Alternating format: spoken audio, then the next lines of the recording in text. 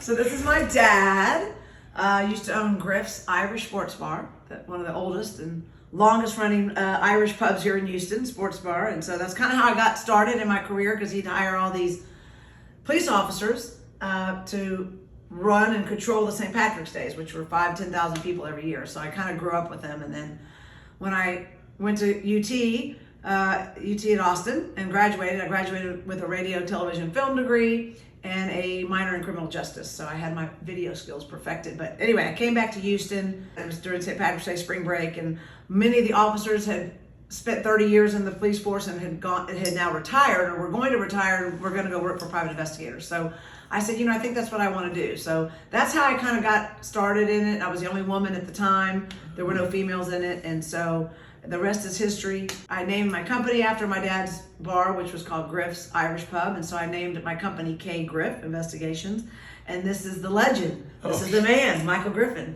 Michael Griffin, who's run for city council about 11 times for this great city. And has never won, but that's okay. He's the oldest longest running candidate in the history. But that's okay. He's helped thousands of people in the city and is very well respected, very well known. And he retired from Griff's probably, 20 years now? Right, Although he still thinks he owns it because of his name on there, so he likes to, think he does. But he also works for me now because I had to give him a job. Get him off the streets. So he serves subpoenas for me and citations. He's great at that. He's got lots of stories to tell everybody, and he's never lost for words. What is your famous saying, Dad, that you like to say? That I am too blessed to be depressed. That's right. So that's his motto. You want to tell the story? Miss Griffin here, my sweet daughter, sent me out to, gentleman was slapping his wife, and the client called Miss Kathy and said, listen, I don't want to go to jail. Could you get somebody over there? And so Kathy... But you were trying to serve him, though, right? Trying to serve, like I said, we went over there, and the address was wrong. It was 7:30 at night, and all of a sudden I'm saying, you got to be kidding. Here I am, 61 years of age, out here at 7 o'clock at night trying to find... that was 20 years ago. Go on. But, Go ahead. But like you said, the address was wrong. He didn't live there anymore. And so I was walking down the alleyway on this board real close. In English was the big words, I am too blessed to be depressed. And I just hit me all of a sudden. And I said, what are you feeling sorry for? So I went right around the corner towards the bar. I asked for Jose Rodriguez. Did anybody know where he lived?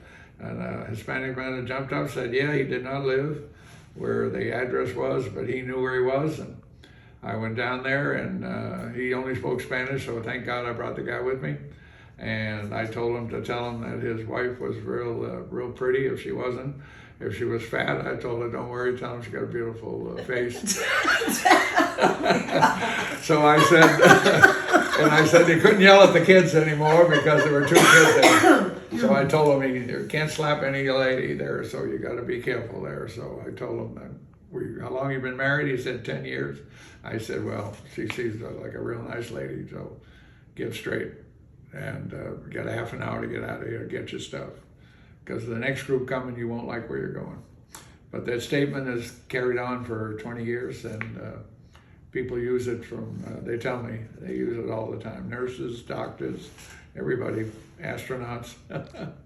So, but it's been a journey, and never a dull moment. Never a dull moment. I don't know how but Kathy's been on, Dr. Phil, and all these shows. Rachel Ray, yeah. Rachel Ray, they call and they ask for Kathy Griffin, so that's good. Cheaters, yeah, part of Cheaters. That's right, the Cheetah's there, so we're real excited though. She's done a good job, works hard.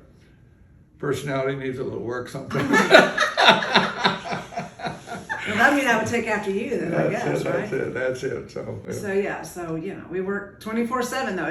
It's not all. People say, I'd love to do that. They all want to, think they want to be an investigator, in the car. And when Dad first started, he goes, well, I want to be able to do that. I could be a good investigator. I said, Dad, you got to know how to use a camera. And he's like, well, no, those are all. I said, come on.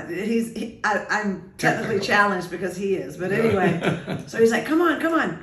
I said, Dad, you cannot be doing surveillance. I said, next thing you know, I said, you're going to start talking with them, and then you're going to have all these stories. And so anyway, he's done a great job for me. I rely on him a lot, and he comes and gets the mail every day. He goes to the courthouse if we need it. He goes to the bank for us every day. Checks on all these lovely ladies and keeps them, in tip-top shape and fed. And you've got a nice group of young ladies. They do a good job. We're very proud. Occasionally there's times when things don't go always perfect, but in any business you have that. That's not everything.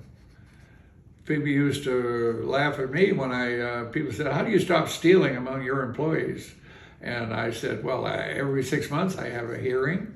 I line them all up in a meeting, and I said, well, how do you do it, Griff? I said, well, I ask how many is stealing.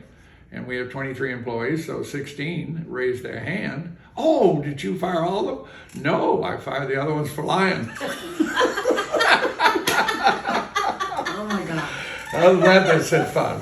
You got to have fun. Life's too short. We're only here for a short time. But, Dad has seen, this is my 35th year of having this business, and he's seen me and actually how it started besides at Griff's. Everybody used to take the HR and astronauts, FBI, judges would come into Griff's every day for lunch, and CEOs.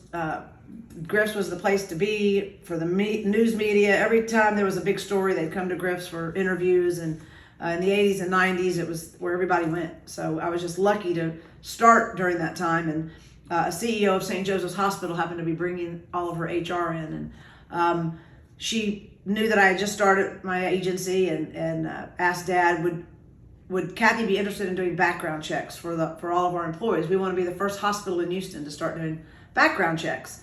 And Dad said, yeah, sure, I bet you would appreciate that and love that. So he put us together, and St. Joseph's Hospital here in Houston was the first hospital back in 1991 that started doing background checks, because nobody did it. They just got a resume and took it for face value. And so we were one of the only companies in the nation, really, that did background checks. And so one hospital led to another, and pretty soon we had about 70 hospitals nationwide that we were doing background checks for. And credentialing. And credentialing, yeah, which, checking their certifications, their education, their criminal history, their work references. And so we did that for probably 70 hospitals nationwide. And so that's really how it all started. And so I went from 2 employees to about 47 employees, mostly female.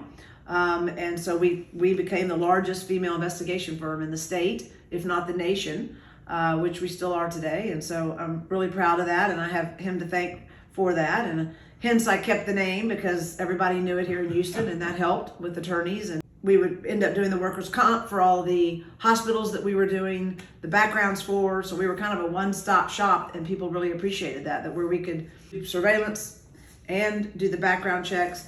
And then because I was woman-owned and female, we got contracts for minority contracts for the city, for the county, for Harris County Metro. We did all of the Metro backgrounds as well as workers' comp. So it kind of led from there, and it's been a great ride. And now we've kind of sold the background side off, and we focus on surveillance, because that's my love, infidelity and child custody, and the cohabitation, the asset searches, all of those things to try to help people, and that's where we are now. She tells me a lot of times just serve that paper and don't talk to any of the clients there. And he likes to read everything to them. One of the times I went over there, and the husband was not paying a lot of child support, and for some reason her client wanted to go lower, and I said, that's terrible. I had 3 children, and he wouldn't let them see the children. But what happened was they had some kind of infection. And the ex-wife said, Investigator Griffin, it's not that I deny that, but it just that I told her, look at the children. I don't even have enough, I haven't able to go to the store, get milk and everything for the kids. And I went, oh, Lord, that's terrible. So I said, well, listen, I'll go down and get you some milk and things. Don't worry. Oh, no, investigator, you don't have to do that.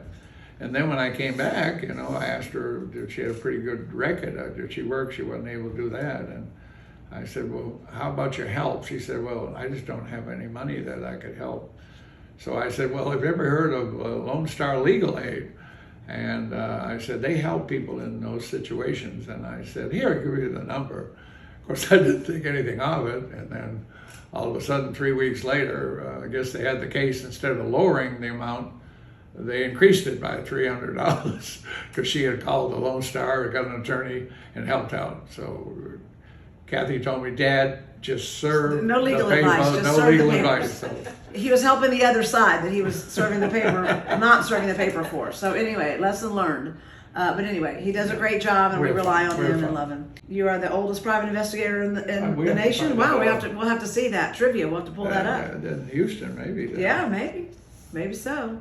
So hopefully he'll keep living if he doesn't keep sleeping in 100-degree weather during the hurricane with no power. Kathy, stop. Yeah, All right.